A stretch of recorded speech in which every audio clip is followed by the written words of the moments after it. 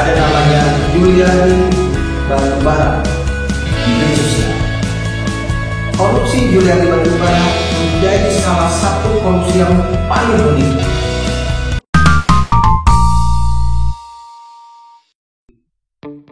Salam integritas. Mengerikan sekaligus tragis, sekelas menteri menjadi tersangka kembali. Kejaksaan Agung baru saja menetapkan Johnny Garat Plet sebagai tersangka kasus korupsi penyediaan menara BTS 4G dan infrastruktur pendukung bakti Kominfo. Menteri Komunikasi dan Informatika dari Partai Nasdem ini terlibat sebagai kuasa pengguna anggaran yang merugikan negara lebih dari 8 triliun. Johnny menambah daftar nama menteri dalam kabinet Presiden Joko Widodo yang tersandung kasus korupsi. Sejak Jokowi menjabat tahun 2014 hingga kini, tercatat ada 5 menteri yang telah ditangkap karena tindak korupsi. Berikut 4 menteri lainnya yang terjerat kasus korupsi saat menjabat sebagai menteri.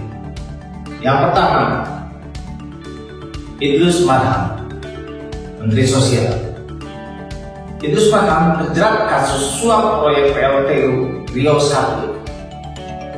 Politikus Golkar itu menerima suap sebesar 2 miliar lebih dari pengusaha Yohanes Koco, dan pengadilan tindak pidana korupsi kemudian menjatuhkan hukuman selama 3 tahun penjara. Yang kedua, ada Imam Nahrawi, Menpora. Program bantuan pemerintah pada Komite Nasional Indonesia atau KONI tahun 2018 turut menjadi sasaran aksi rasuah oleh Menpora.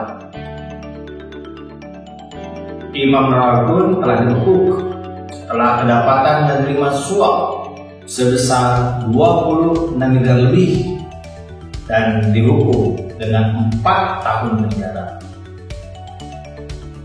Yang ketiga, ada namanya Juliari Batubara, Menteri Sosial. Korupsi Juliari Batubara menjadi salah satu korupsi yang paling unik, paling memalukan, di mana masa pemerintahan Jokowi, bagaimana tidak, politikus PDIP Perjuangan itu tersangkut korupsi bantuan sosial pandemi COVID-19. Menteri Sosial pengganti Idrus Marham itu terbukti menerima suap lebih dari 30 miliar dari para rekanan-rekanan penyedia bantuan sosial di Kementerian Sosial, dan saat ini dihukum dengan 4 tahun penjara. Dan yang terakhir, nomor 4, kelima, ada namanya Edi Prabowo.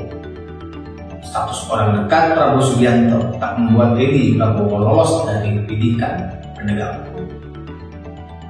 Edi terbukti menerima suap dalam kasus pemberian izin budidaya lobster dan izin ekspor benih lobster saat menjabat sebagai Menteri Kelautan dan Perikanan.